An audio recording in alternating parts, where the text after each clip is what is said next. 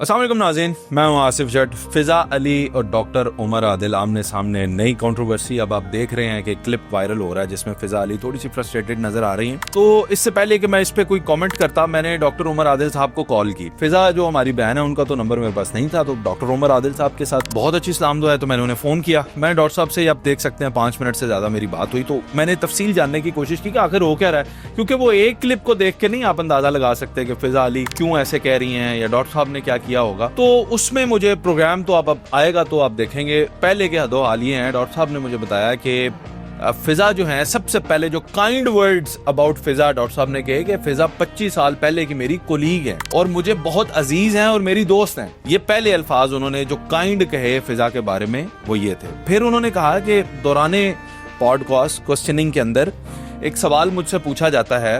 वो सवाल ये था कि क्या आप अभी भी अपनी बेगम से मोहब्बत करते हैं जिन्हें डॉक्टर साहब की डिवोर्स हो चुकी है।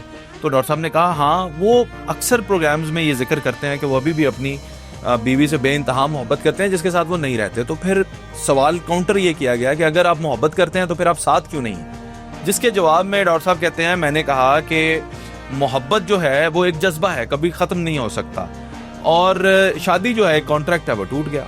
लेकिन फिर इस सवाल को मजीद खींचा गया, ये कैसे हुआ, क्या हुआ। तो डॉक्टर साहब ने भी कोई ऐसी गुफ्तगू कर दी जवाबन फिजा अली को, कुछ चीज़ें ऐसी जैसे कोई याद करवा देता बंदा, आपने ये किया था, आपने वो किया था, तो जिसकी वजह से शायद वो थोड़ा सा अनकंफर्टेबल उन्होंने फील किया।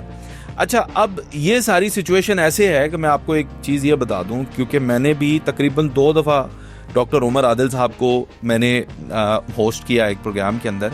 मैं आपको एज ए होस्ट बता रहा हूँ कि it is very difficult to handle doctor Umar Adil as a host, क्योंकि बहुत ज़्यादा आप उन्हें छेड़ने की कोशिश करेंगे ना तो भाई फिर हम होस्ट नहीं रह जाएंगे, वो खुद ही होस्ट बन जाएंगे, खुद ही गेस्ट बन जाएंगे। डॉक्टर साहब जो है वो यहाँ से बहुत तेज़ हैं गुफ्तगू, वो जो सोचते हैं वो, देखिए मैं कुछ सोच रहा हूँ और मैंने उसे बोलना है तो प्रोसेसिंग का कोई टाइम होता है ना, यहाँ पे सोच के यहाँ जुबान से कहना, उनका प्रोसेसिंग टाइम 0 है।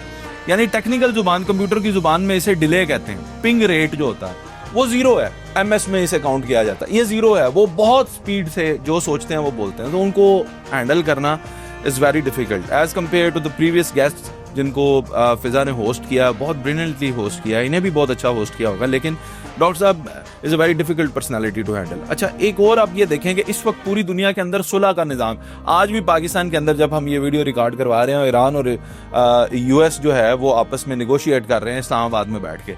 और डॉक्टर साहब की भी हमने इसी तरह सुलह की वीडियो देखी। एक बड़ा पुराना उनका, हमारी पाकिस्तान की बहुत नामवर अदाकारा, बहुत रिस्पेक्टफुल रेशम जो हैं, उनको इन्होंने अपॉलॉजी की। बड़ा पुराना इनका कोई आपस में मसला चल रहा था और खुद जाके माफ़ी मांगी। हाँ, उस वीडियो में एक कमी मैंने ज़रूर देखी कि डॉक्टर साहब ने तो माफ़ी मांगी लेकिन उन्होंने कोई अपॉलॉजी नहीं की। उन्होंने कहा मैंने माफ़ किया। मेरा ख्याल है माफ़ करना तो बहुत ही बड़ी बात है, लेकिन किसी से माफ़ी मांगना जो है ना, ये उससे भी बड़ी बात है, क्योंकि ताली कभी भी एक हाथ से नहीं बचती।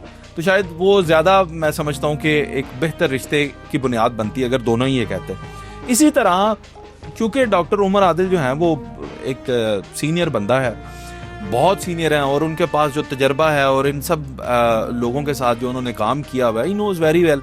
फिज़ा के साथ भी मैं ये कहना चाहता हूँ मुख्तसरन इस बात को ख़त्म करते हुए, को कभी भी वो कोई कंट्रोवर्सी क्रिएट नहीं करना चाहेंगे, बिकॉज उन्होंने जो शुरू में ही मैंने कहा, जो अल्फाज फिज़ा के लिए कहे हैं, अगर वो नाराज़ होते हैं या कुछ गुस्से में होते हैं तो बहुत सख्त अल्फाज कहते हैं, उन्होंने कहे ही नहीं। और मैं भी यही चाहता हूँ आप लोगों से, बतौर हम क्या करते हैं कि एक कंटेंट आता है, फिर ज़ाहिर है हम उसके ऊपर अपने तज्जिया जो है वो पेश करते हैं, एनालिसिस पेश करते हैं, तो हमें भी इसमें पॉजिटिव रहना चाहिए, ताकि 2 लोग अगर दोस्त हैं भी, कोई वक्ती इख्तलाफ है भी, तो वो ख़त्म होना कि हमारी बातें सुनकर एक दूसरे को वो जो है वो और तनकीद का निशाना बनाएं। तो दिस इज़ इट। मेरा ख्याल है कि कोई इतनी बड़ी बात उनके दरमियान नहीं है। हाँ, अलबत्ता जब कंटेंट आता है, कंटेंट की एक अपनी ज़ुबान होती है, कंटेंट खुद बताता है कि मैं क्या हूँ और मेरा मतलब क्या है। वो जब पोस्ट होगा तब देखते हैं।